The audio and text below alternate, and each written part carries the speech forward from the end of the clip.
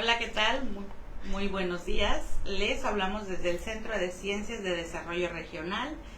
Este día vamos a comenzar un espacio de divulgación científica para toda la comunidad, para los universitarios, docentes, administrativos, público en general, que sean ambientólogos y que no sean ambientólogos, y bueno, que estén preocupados por cuidar el medio ambiente, por hacer algo, por ser tomadores de decisiones, donde puedan incidir por ayudar en su casa, en su colonia, en su comunidad. Y el día de hoy arrancamos este espacio denominado Diálogos Ambientales, donde van a estar nuestros estudiantes, principalmente del doctorado en Ciencias Ambientales, promoviendo o dando a conocer las investigaciones que están llevando a cabo durante su proceso académico, los avances que han tenido, para que también si tienen alguna pregunta o quieran ser parte de esa investigación o creen que puedan aportar algo, pues también se comuniquen con ellos. Y el día de hoy vamos a arrancar con un conversatorio muy interesante sobre el tema de Otis. Y aquí tenemos a Saulen, está Jenny y está Barnard, estudiantes muy comprometidos con la conservación de su medio ambiente desde las diferentes áreas, porque no todos están hablando de un tema en particular, cada quien tiene sus áreas de conocimiento diferentes. Y también me acompañan la maestra Viviana Robles Leiva, subdirectora administrativa, y la doctora Hilda Arellano, que es subdirectora académica. Pues les invitamos a que se conecten, a que compartan y que también algún día puedan estar en estos espacios compartiendo con nuestros estudiantes. Es un espacio sobre todo para nuestros estudiantes, para que ellos puedan dar a conocer esta información. Entonces, les deseamos mucho éxito, jóvenes, en este primer diálogo ambiental que van a tener, y saludamos a todos los que estén conectados. Les invitamos a compartir. Muy buenos días a todos los que nos están observando. Este es nuestro primer encuentro de diálogos ambientales sobre experiencias, saberes y propuestas. El día de hoy nos encontramos en el Centro de Ciencias de Desarrollo Regional junto a nuestros compañeros, el biólogo marino Juan Manuel Barnard Ávila y el licenciado en Ciencias Ambientales Saulen Justino Jacinto Román y su servidora Jenny Victoria González Vega. Y bien, el día de hoy hablaremos sobre un tema muy importante. A 2 años del paso del huracán Otis, queremos inaugurar este programa con este tema: Huracán Otis, adaptación y conciencia frente al cambio climático. Y el día de hoy, como ya lo mencioné, nos acompañan nuestros compañeros y haremos un conversatorio desde la experiencia que han tenido de manera personal y profesional. Asimismo, los saberes que nos dejó este huracán y cuáles son las propuestas que tenemos. Asimismo, agradecer la presencia de quienes nos están observando también para que compartan, e iniciamos. En esta primera parte, compañeros, me gustaría que ustedes compartieran desde su experiencia personal y profesional cuáles han sido esas, valga la redundancia, experiencias que nos ha dejado este huracán.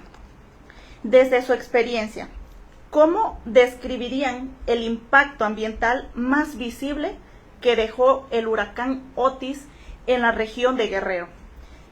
¿Qué emociones o reflexiones surgieron al observar esta magnitud del evento, tanto a nivel natural como social? Tienen la palabra, compañeros. Bien, gracias, Jenny. Qué gusto, Saulen, estar juntos otra vez. Gracias, maestro. Bueno, yo creo que a todos los que recibimos el impacto viviendo aquí en Acapulco y en las áreas suburbanas del puerto, yo puedo decir, como nos pediste, de manera personal, a mí me cambió la vida completamente el Otis, porque yo me quedé sin casa. Entonces ya cuando te quedas sin casa tienes que buscar otro lugar donde vivir, ¿sí? Para eso fue el primer cambio así drástico, ¿no? El segundo, tuve que replantear mis objetivos en lo que yo estaba haciendo aquí dentro del doctorado. Era una tesis de investigación muy diferente, y al haberse ido todos mis datos en las computadoras, imagínate cuando digo que se cambió totalmente la vida para muchos de nosotros, los que se quedaron sin casa, los que se quedaron sin trabajo, algunos emigraron de Acapulco. Eso es cambiar la vida. Y en la parte académica, pues yo tuve que cambiar mi investigación por algo que siempre me ha apasionado. No sé si fue un beneficio. Para mí sí, al haber perdido 3 años y medio, de todo se voló, y los respaldos, las computadoras, todo. Pero lo que estamos haciendo ahora, que algunos de ustedes lo saben, es que gracias a que nos dimos cuenta, un grupo de investigadores, de que empieza a golpear a partir de mayo, pero además lo que ya estaba anunciado. Afortunadamente toda la información que bajamos de la NOAA principalmente ya decía lo que estaba pasando. Teníamos la corriente del Niño, y cuando se conjuga con otro fenómeno que es el calentamiento de las aguas, es donde empezamos a tener alteraciones en el cambio climático. Acuérdense que la hemos llevado de pechito durante, vamos a decir que casi un siglo, pero teniendo más calentamiento, estamos teniendo un gran calentamiento. Y el preámbulo aquí en Acapulco, para mí el Otis empezó en mayo, junio del 2023. Eso fue cuando inicia el Otis. Si quieren entender cómo nos afectó a todos nosotros, vamos a seguir platicando sobre todo esto.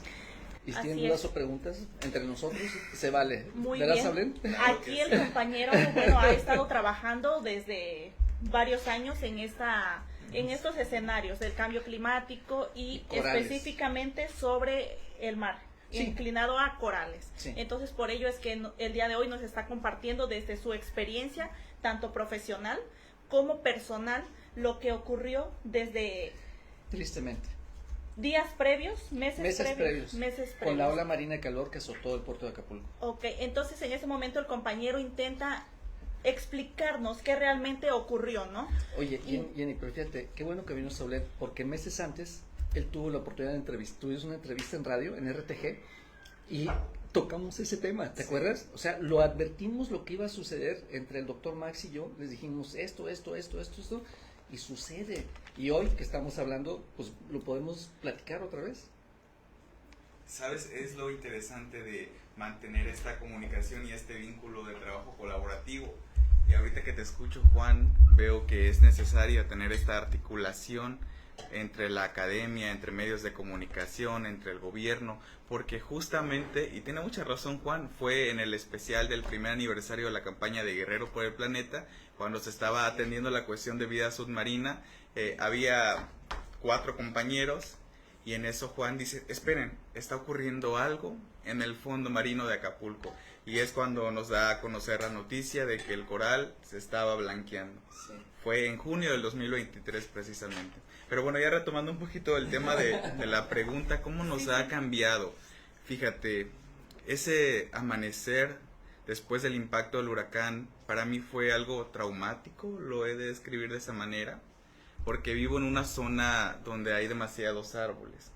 Entonces, de repente despertar y ver que todo se ha derrumbado, que todo ha caído, fue un shock bastante fuerte.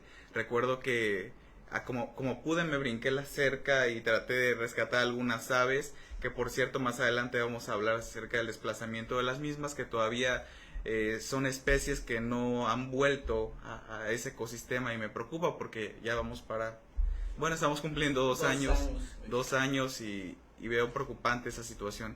Y ya en materia referida a mi área de trabajo, nosotros que atendemos cuestiones de comunicación ambiental, desde luego sabemos que es de gran importancia el poder comunicar de forma objetiva, veraz y eficaz esta información, y justo a través de esta campaña de Guerrero por el Planeta es lo que hemos estado buscando en estos años, y ahora con el trabajo que estamos haciendo en el doctorado, que es conocer cómo los generadores de contenido del Estado han formado esta imagen del cambio climático, dará excelentes resultados para futuros eventos climáticos que se lleguen a presentar en la región y por supuesto en el país y en el mundo entero. Así es. Muchas gracias, compañeros. En este momento ya nos están compartiendo además y vinculando la parte de el huracán Otis con sus trabajos doctorales. Sí.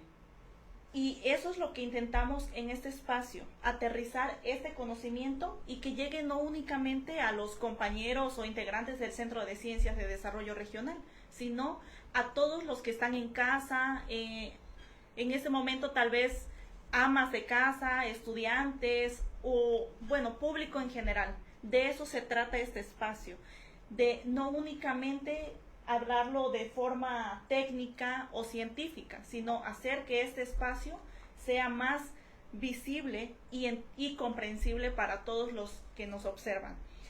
Y bien, compañeros, también me gustaría saber cómo percibió la sociedad o cuál fue la respuesta de la sociedad ante este evento.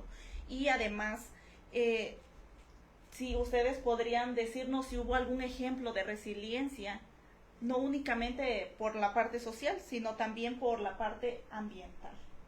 Bueno, yo creo que la sociedad en general en el puerto de Acapulco, en los diferentes sectores, vamos a hablar del turístico, nadie estaba preparado para un fenómeno de esta magnitud.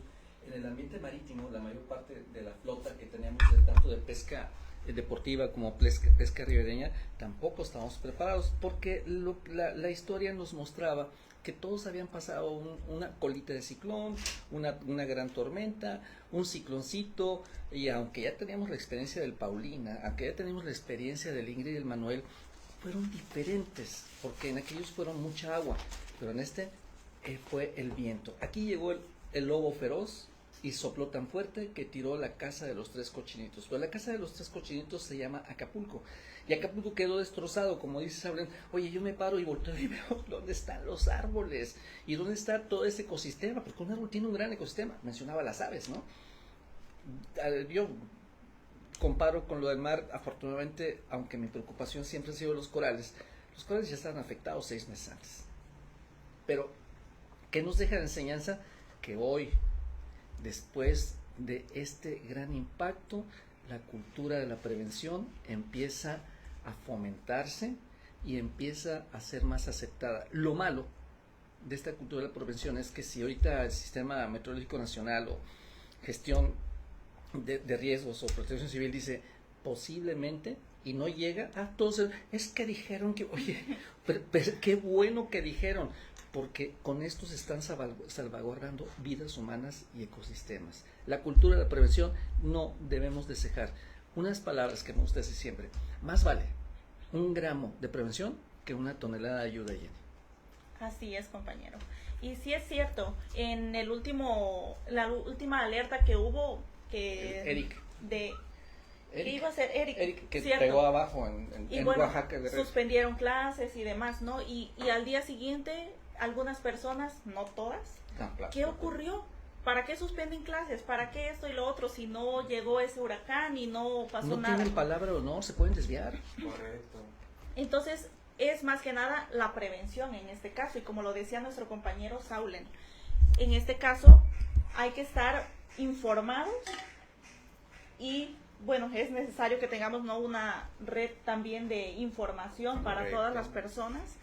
Y también, bueno, a todo esto, me gustaría saber y que nos comentaran aquí, compañeros, ¿qué nos dice la ciencia actual sobre la relación entre el cambio climático, que es nuestro tema, ¿no?, el día de hoy, Otis y cambio climático?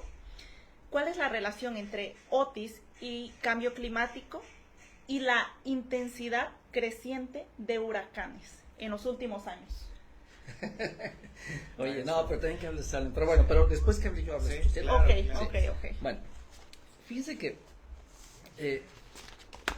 qué afortunado me siento de estar no solamente en este doctorado, sino ser orgullosamente Huagro, porque quienes dimos la voz de alarma, porque se nos consideró alarmistas, pregúntele al doctor Max, pregúntele al doctor Zárate, cuando llegamos y avisamos de que lo que estaba sucediendo. Bueno, uno de los programas nos invita a Saulen y fue en RTG y queda el testimonio, pero nos fuimos a organizar conferencias en otras universidades y los periodistas que guardaron todas estas evidencias dicen, oye, tenían razón, pero tenían razón porque aquí es donde guarda la relación con la ciencia. Qué bueno que pudimos monitorear qué bueno que tuvimos las herramientas para monitorear, pero aparte creamos una participación ciudadana con operadores de buceo y con pescadores que nos prestaban sus embarcaciones. Eso funcionó muy bien hasta que llega el impacto, porque durante varios meses más no pudimos volver a hacer los monitoreos, por una razón muy sencilla. Saulen, te comentaba el otro día, ¿por qué no pudimos? Fue porque no había lanchas flotando. La mayor parte de las lanchas se habían hundido. Entonces, pero tuvimos que ingeniarnos cómo seguir monitoreando. Y de ahí sacamos, vamos a meter unos sensores submarinos.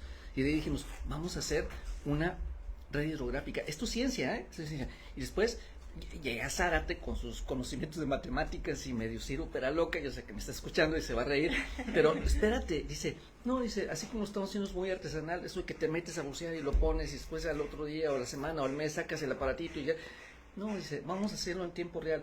Esto es gracias a lo que se está enseñando ahorita de inteligencia artificial, de machine learning, de estadística, que nos los enseñan a todos nosotros, pero nuestros profesores, a mí cuando empiezo a ver todo eso dije, sí, tiene razón, hoy ya el doctor Zárate desarrolló una boya oceanográfica y que además nos manda por una tarjetita SIM a nuestras computadoras y después lo traduce su computadora con Machine Learning y te lo va a mandar a tu teléfono en tiempo real, traducido, así como el Sky Alert. Y todo esto está saliendo desde el Aguagro, pero no es de ahorita, desde a las 3 semanas que había pasado el Otis. ¿Qué nos deja enseñanza? Sí, nos dejó la gran oportunidad de aprender más rápido. Sí. Lo que ya sabíamos que iba a suceder, hoy estamos, y no puedo decir, ay, gracias Otis, no, gracias, no, qué mal que no pudimos tener este conocimiento previo, porque hubiéramos habido más personas como ustedes, sobre todo ustedes más jóvenes, que pudieron haber enseñado en sus escuelas. Tengo que decirles que estos jóvenes dan clases, generalmente los que están aquí en el doctorado están dando clases a otros jóvenes. Qué mejor oportunidad que extender toda esta red de conocimiento que se nos da aquí en el doctorado y sobre todo un pensamiento crítico, pero práctico. A ver, ¿de qué me sirve hacer una boya oceanográfica si no la voy a utilizar? Y si no es una crítica, o interpretar, qué es lo que está haciendo ahorita el ayuntamiento. Perdón si me están oyendo, pero es la realidad. Entonces, nosotros empezamos 3 semanas después del Otis. Es cierto. Y sabes algo, tocas un punto muy importante, maestro, referente a... He escuchado por ahí el comentario de algunas personas decir, ay, quisiera regresar unos años atrás. No, es que no se trata de eso, se trata de mejorar. Nada puede ser como antes. Tenemos justo este tipo de eventos, lo que vienen es a despertar este interés de crecimiento poblacional, de una forma nueva de pensar, tener nuevos patrones de conducta. Bueno, ese fue un escenario que nosotros planteamos en un inicio. Decíamos, después de un evento de esa magnitud, sabemos que la población va a empezar a cambiar, va a empezar a actuar, va a empezar a ser más consciente de la problemática ambiental. Esa es una palabra, y perdón que te interrumpa, es el escenario. ¿Sabes qué? A veces decimos el peor escenario. Ese fue el peor escenario. Y ese peor escenario, ¿qué nos produce? Conocimiento. Sí. Y es que decíamos, fíjate, yo recuerdo, porque de tantas actividades, recuerdo haberle mencionado a quienes asisten, no esperemos a que ocurra un evento de una magnitud que nos haga cambiar por completo, y llegó el huracán Otis, ¿sale? Y bueno, mencionabas algo importantísimo, y el compañero. Hubo una alerta, pero nadie lo supo, únicamente los científicos. Correcto. En ese momento. Y mencionas la contraparte. Entonces, hubo una necesidad o una falta de alertar y de comunicar. De comunicación. Lo que pasó. Comunicación del riesgo le conocemos nosotros, que es un área de oportunidad muy grande en la cual se tiene que empezar a trabajar. Solamente que esta cuestión no se aborda de forma general porque cada comunidad es diversa y es distinta y cada comunidad está expuesta a riesgos diferentes, ¿sale? Esto que está diciendo Saúl es estos riesgos nuevos. Ahorita muchos de ustedes van a estar escuchando una alerta temprana. ¿Qué es eso? Pero ya sabemos que son los elementos que coadyuvan para tener una mejor prevención. Pero cuando decía Jenny hace rato, ¿cómo aporta esto a la ciencia? Bien, fíjate que empezamos a ver todo lo que sucedía. El doctor Zárate y el doctor Max, bueno, es que son mis amigos, les digo, Alfredo y Max, los doctores, se meten, llega Zárate y dice, es que esto es un CIR. ¿Qué es un CIR? Cuando te manejan acrónimos, Centro de Investigación Revolvente o Resiliente o algo así. No, es ciclones de intensificación rápida. Y de ahí surge lo que también comentabas al principio, para muchos de nosotros, los que tomamos hace no muchos meses un diplomado de cambio climático, dos palabras que se van a utilizar mucho. Ojo, adaptación y mitigación. Esto lo hace el ser humano. Pero lo que el fenómeno como tal está desarrollándose, vamos a aprender otras dos palabras. Que cada vez estos sistemas hidrometeorológicos son de mayor intensidad y de mayor frecuencia. Pero esta intensidad, los sistemas hidrometeorológicos, como fue el caso del Otis, que los meteorólogos, hace rato antes de que entramos al aire me decía que sí hemos estado aprendiendo meteorología. Digo, pues lo elemental, porque le hablamos al meteorólogo del Estado, le mando un saludo al capitán Fermín Adame, de Protección Civil del Estado, en donde le estamos preguntando qué es una pared, qué es la otra pared, qué es todas las palabras técnicas, y nos da clases. Bueno, y nosotros compartimos todos los datos, pero es cuando empezamos a aprender que los meteorólogos, aunque lo sabían, pero no lo aplican, porque las herramientas que utilizamos, fíjate, son los satélites. Ellos utilizan, que es una verdadera maravilla de satélite, pero acuérdense que nomás nos dan la superficie. Y nosotros estábamos checando de la superficie, nosotros nos fuimos a fondo, así literalmente nos fuimos a fondo. Y dice Zárate, ¿a cuántos metros de profundidad? A 30 metros. A 30 metros. A 30 metros. La columna de agua. Aunque bueno, hay registros de hasta 2000 metros. Y esto es lo que puse las olas marinas de calor. Entonces dice, cuando los meteorólogos, y a los pocos días que nos pudimos reunir, cuando ya empezó a haber luz, cuando ya empezó a haber internet, y nos reunimos, no sé si tú fuiste a esa reunión en la Dirección de Ecología, creo que sí. Me parece que sí. Sí. Bueno, en ese momento, los meteorólogos empiezan a preguntar, y nosotros alzamos la mano. Estamos hablando del CCDR, ¿eh? Estamos hablando de que nosotros sabemos por qué. ¿Pero por qué? Porque Sara te dice, es que esto es un CIR, un ciclo de intensificación rápida. Y alzamos la mano, esto es provocado por una ola marina de calor. Hasta la fecha es a lo que debemos dar más importancia, y de ahí, ¿por qué estamos monitoreando sistemáticamente? Porque ese monitoreo, estos datos que estamos ahorita compartiendo en nuestras páginas de Guardianes del Coral, de aquí, que casi todos somos del CCR, es donde podemos ver todas las temperaturas y podemos hacer conciliaciones con lo que viene o no viene. Yo hoy puedo casi asegurar, porque me entrevisté, tuve una reunión con el meteorólogo, y lo de siempre, ¿no? A nosotros nos hablan, oye, va a llover, no somos meteorólogos, oye, va a estar muy duro el ciclón, pero bueno, ya nos dijo, así, entre digo, esto es fuera, no puedo asegurar que ya casi la libramos este año. Sí. Muy Casi, bien. casi. Bueno, comentaba hace un momento también que hay un sistema, ¿no?, de monitoreo para estar checando en tiempo y forma cuál es la temperatura del agua. En este momento también podremos checarlo, o sea, entrar y accesar y ver cuál es la temperatura en tiempo real. Sí. Y sobre esto, por ejemplo, ¿cómo puede la educación ambiental y el conocimiento comunitario fortalecer la prevención y la adaptación de la sociedad ante estos eventos tan extremos como lo fue Otis? Se me hace una pregunta muy interesante, desde luego, y voy a tocar un tema que a lo mejor usted ha escuchado mencionar o lo ha visto o le han dicho, tienes que ser resiliente. ¿Y qué implica ser resiliente? Quizá es esta manera de anteponerse ante la adversidad, resurgir con más fuerza. Pero ¿sabes algo? Hay una frase que me gusta mucho y dice así: la resiliencia no se improvisa, señores. No se tiene que improvisar la resiliencia. Esta se tiene que construir, claro que sí, con conocimiento, planeación y con compromiso institucional. Y hace un momento mencionábamos este huracán para el cual no estábamos preparados para el impacto. Bueno, había conocimiento generado por parte de la academia, pero la parte gubernamental, la parte de la organización social, no estábamos preparados, pero sí había alguien que estaba preparado y le vamos a mandar un agradecimiento que fue la CFE, ¿sale? La CFE demostró que sí es una empresa de clase mundial. ¿Y saben por qué? Este dato me llamó demasiado la atención y lo leí en uno de los libros que emitió la misma CFE acerca de el protocolo que siguen ellos año con año. Ellos en el mes de mayo tienen un tipo congreso en el cual se reúnen y llevan a cabo este tipo de simulacros. Justo en el año 2023 se llevó a cabo ese simulacro en Oaxaca.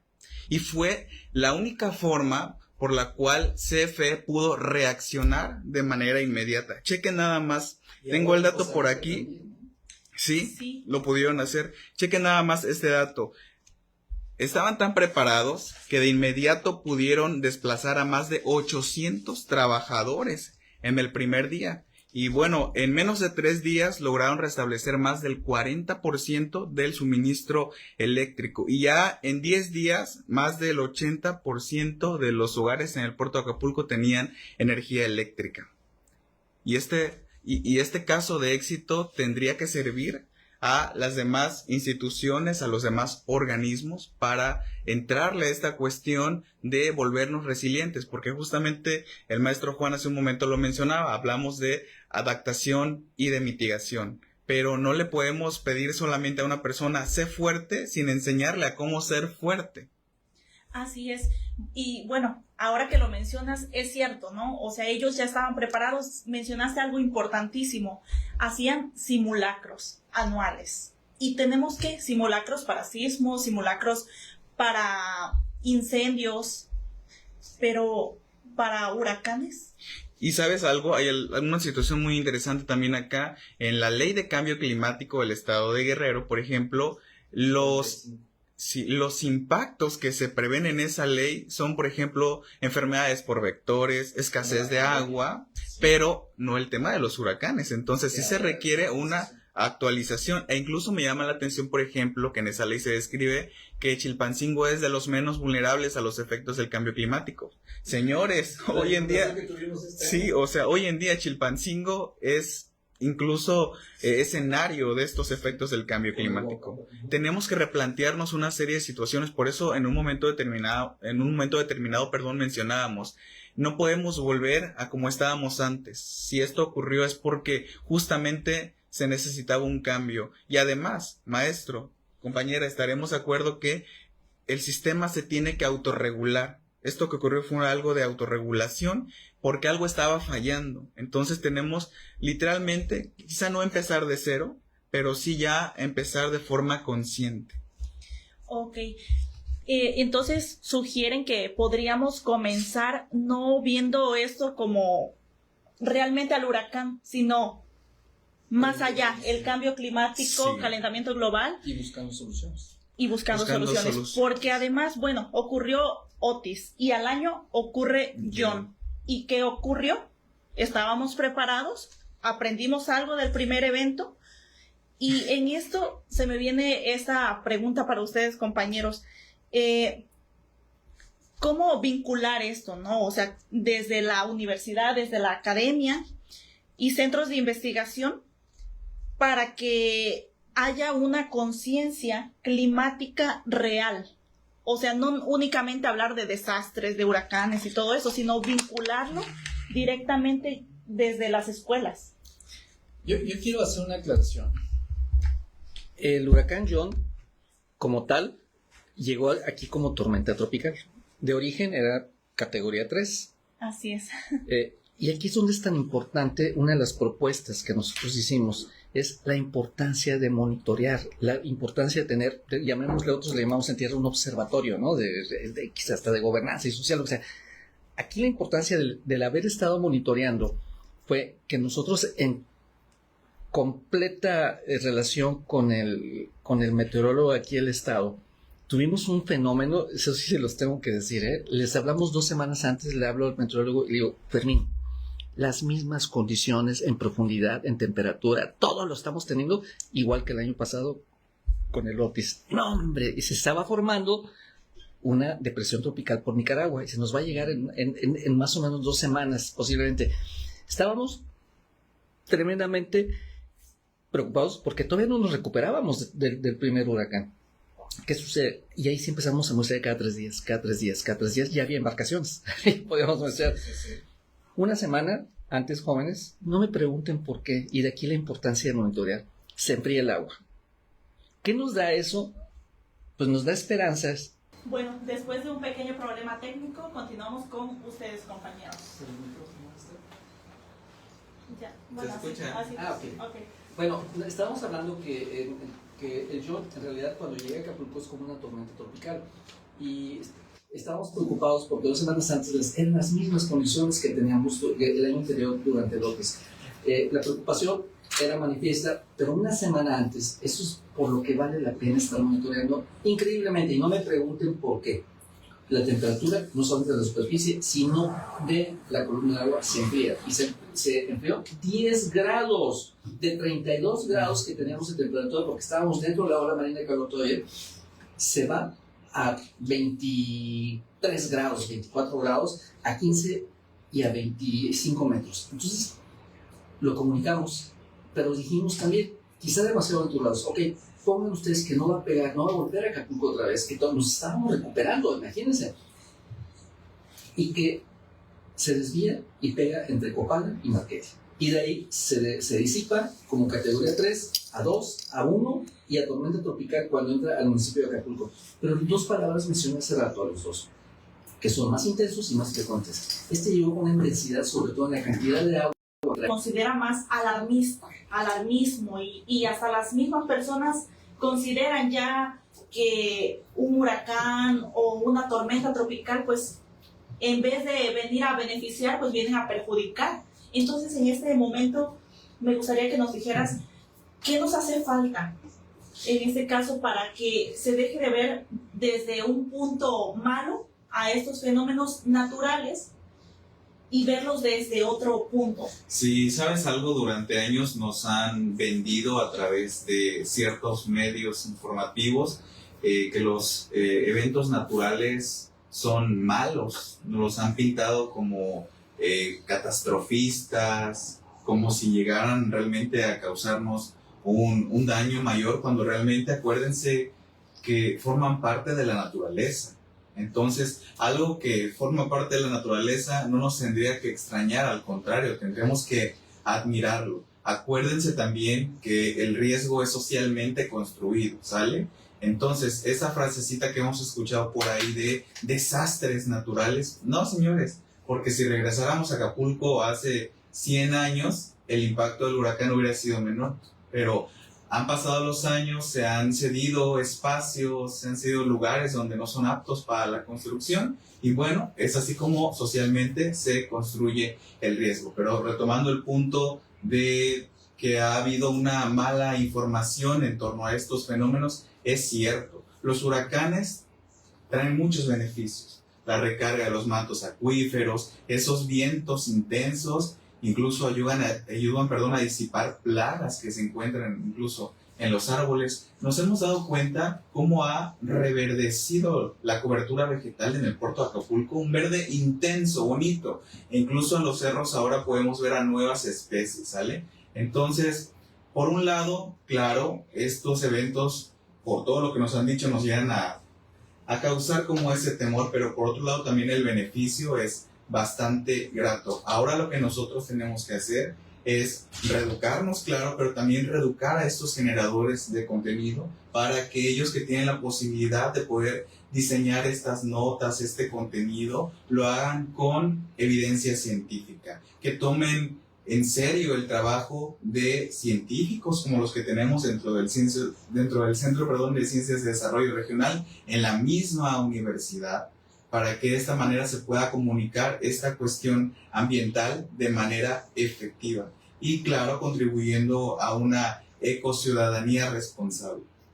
Excelente, compañeros. Hoy nos están brindando información muy valiosa desde la cercanía a estos fenómenos y también cómo difundirlos y evitar, obviamente, catástrofes. Porque sí, es cierto que muchas veces lo hacen más por alarmismo y cuando realmente ocurren o hay que prevenir estos fenómenos, hay que prevenirnos ante estos fenómenos, ya no lo tomamos en serio. Entonces me gustaría también que nos hablen sobre acciones concretas que pudiéramos tomarlas como prioritarias para fortalecer la adaptación de la comunidad, de la sociedad, frente al cambio climático como tal, porque decíamos que de ello se desprenden estos fenómenos y que hay una resiliencia ante esto actualmente. Pero ¿cuáles son esas acciones concretas que debemos llevar a la sociedad?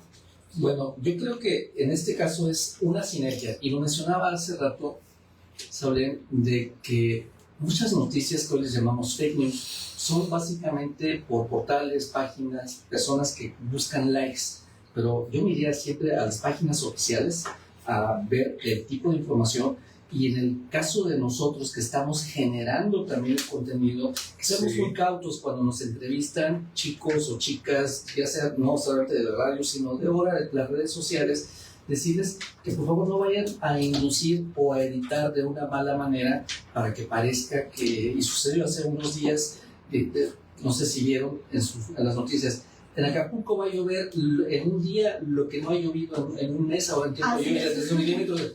Pero espérense, yo después hablé con el metrólogo y editaron tu nota. Entonces la checó, y antes de la 1 de la tarde ya estaba corrigiendo, no el error de él, sino volvió a decir lo que había dicho al principio, y por favor, no hagan caso. Este tipo de páginas, y lo dijiste muy bien, alarma a la gente. Y aquí es donde debemos de ver que también hay una situación.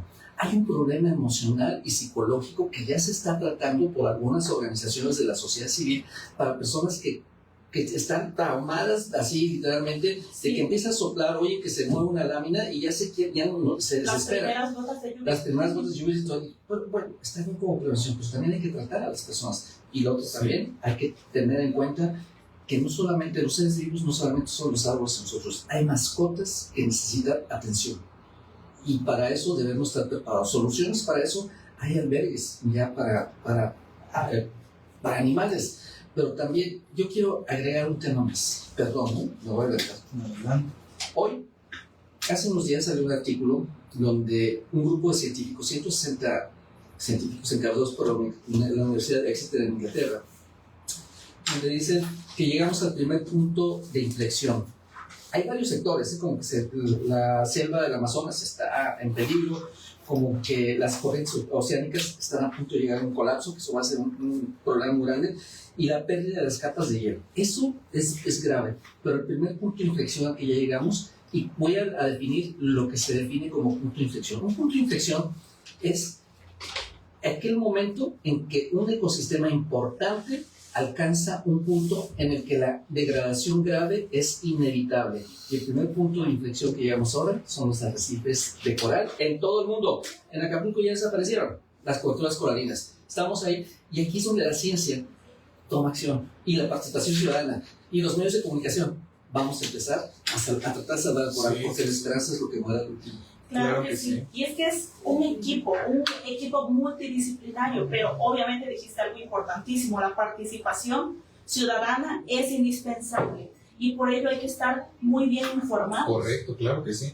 Y mira, justo para sumar a esta cuestión de la resiliencia desde mi área de la comunicación ambiental, hay 3 aspectos que tenemos que considerar ahora. La primera es desarrollar una estrategia de comunicación del riesgo, tanto de manera comunitaria, y nosotros, por ejemplo, lo estamos trabajando como comunicación comunitaria del riesgo. Lo que hacemos básicamente es llegar a la comunidad, aplicar un instrumento para conocer cuál es la percepción del riesgo. Una vez que ya tenemos esa información, se procesa, y ya a través de ello generamos una intervención. La intervención puede ser a través de una caravana, a través de cine, a través de la presentación de carteles. Aquí lo que buscamos es que justamente el conocimiento que nos han compartido la comunidad se lo podamos regresar a través de esta información, o sea, acercando el conocimiento de la academia básicamente a la sociedad, para que se pueda entablar esta comunicación comunitaria, porque al final de cuentas, y como lo dijo un presidente de nuestro país, el pueblo solamente puede salvar al pueblo cuando la comunicación exterior, en este caso satelital, se llega a caer ante un fenómeno de ese tipo. Lo segundo es reforzar la educación mediática climática, ¿sale? La población tiene que entender, por ejemplo, qué significa cuando se habla de intensificación rápida, qué es una alerta roja, qué es un fenómeno de categoría alta o un fenómeno de categoría 5.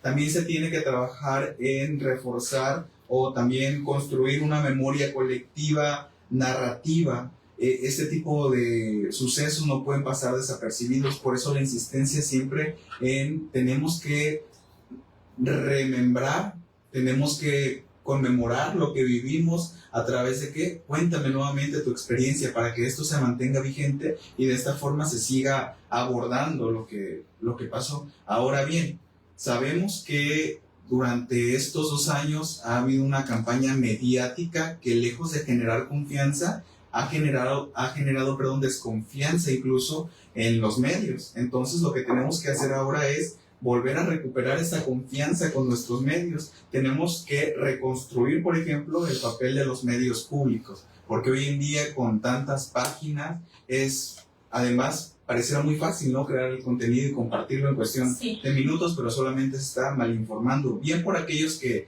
lo hacen de forma correcta. Tenemos que trabajar en capacitar a nuestros periodistas, a los reporteros, a los productores y a todo este círculo que está en la creación de ese contenido. Y por supuesto tenemos que crear redes de corresponsales comunitarios, ¿sale? Estas personas que se encuentran en las comunidades y que nos pueden compartir la información de qué está aconteciendo dentro de su comunidad. Y de esta manera poder vincularlos, tener un registro para a su vez poder compartir esa información con el exterior. Qué importante información el día de hoy estamos aquí teniendo a través de nuestros compañeros. Y claro, mencionan algo importantísimo que creo que sería relevante en la sociedad, el contextualizarnos, conocer términos claramente para evitar esa desinformación, tanto para los que están emitiendo la información, tanto para que los que la recibimos. ¿Puedo dar un ejemplo? Claro que sí. Siempre escuchamos que para el 2030 esperemos que no suba la temperatura más de 1.5 grados de la temperatura media. Y les voy a preguntar, y lo vemos en el diplomado, porque se pregunta la Simpson. ¿Cuál es la temperatura media del planeta? No sé nada más así. 31, 28, no, espérate, la temperatura media es una media, es estadística. Agarran de todo el globo y toman todas las temperaturas, miles y millones de temperaturas de todo el globo. Y dicen, 14.5. Pero está frío, está bien. Sí, pero es la media, es lo que se medió, los millones lo dividieron entre tantos millones, 14.5. Cuando nuestro planeta tenga la temperatura de 16 grados, o sea, 1.5 más, es cuando estamos en graves problemas. Y estamos ahorita en 1.4 y se esperaba que sea para 2030. Estamos adelantados. Son datos duros lo que tú dices, pero debemos estar conscientes, no andar con ocurrencias. Así es, contextualizar la información en cambio climático y difusión de información. Compañeros, pues ya tenemos poco tiempo. Me gustaría también que, con todo lo que ya hemos comentado, si pudieran dejarnos un mensaje o reflexión para los que nos observan y para los jóvenes también. ¿Cuál sería ese mensaje que les gustaría en este momento compartirnos? A mí me gustaría decir esto. Es un solo planeta. Yo recibí este planeta mucho antes que muchos de ustedes, jóvenes, pero no estaba en estas condiciones. Y mi compromiso es que voy a tratar de dejarlo, de ser posible, en cuanto esté en mi alcance, es mi compromiso, en mejores condiciones de como yo lo recibí. Ay, ¿estás loco? Sí, pero dicen que de los locos es el reino de los cielos. Y yo quiero irme con una sonrisa de que hice mi mayor esfuerzo para no dejarlo como lo estamos llevando ahorita. Sobre todo que hoy el mundo está en peligro. El aumento del riesgo de estos nuevos puntos de inflexión, y ahorita nomás les dije los corales, pero si hay un deshielo que libera el permafrost, los gases metano, ahí sí hay que preocuparnos. Estamos teniendo ya problemas con elevaciones del nivel del mar, con las corrientes oceánicas. Esos son los puntos de inflexión que todavía no llegamos. Llegamos al de los corales, siendo que el 25% de la biodiversidad de los océanos está en las coberturas coralinas de todo el mundo. Pues ya se nos murió el 50% de la barrera de coral de Australia, el 50% de la barrera mesoamericana que está en México. Ahí es donde debemos de tener un compromiso. Ese es el compromiso. Y como investigadores, estar bien comprometidos en hacer que lo que hacemos sea práctico para las siguientes generaciones y no comprometer lo que estamos viendo ahora. Se llama sostenibilidad, pues si les queda más claro. Fíjate que me gustaría compartir esta opinión citando la poesía de un periodista llamado Antonio Maciel. Va a ser muy corto porque tenemos el tiempo bien limitado. Para remembrar un poco la cuestión del segundo aniversario del huracán Otis. Me siento cansado, la frente me duele, los recuerdos terribles regresan y quisiera llorar. Escucho los vientos cada vez más fuertes, no creo resistir. Sin embargo, imploro que esto termine y me deje vivir. Mi rezo se ignora, ahora es más fuerte su furia. Qué cosas terribles se pueden escuchar. Veo los techos volar y los árboles temblar. No lucho por mí, sino por aquellos que lo pierden todo. De pronto se calma, doy gracias a Dios. El diablo se ríe y comienza a soplar.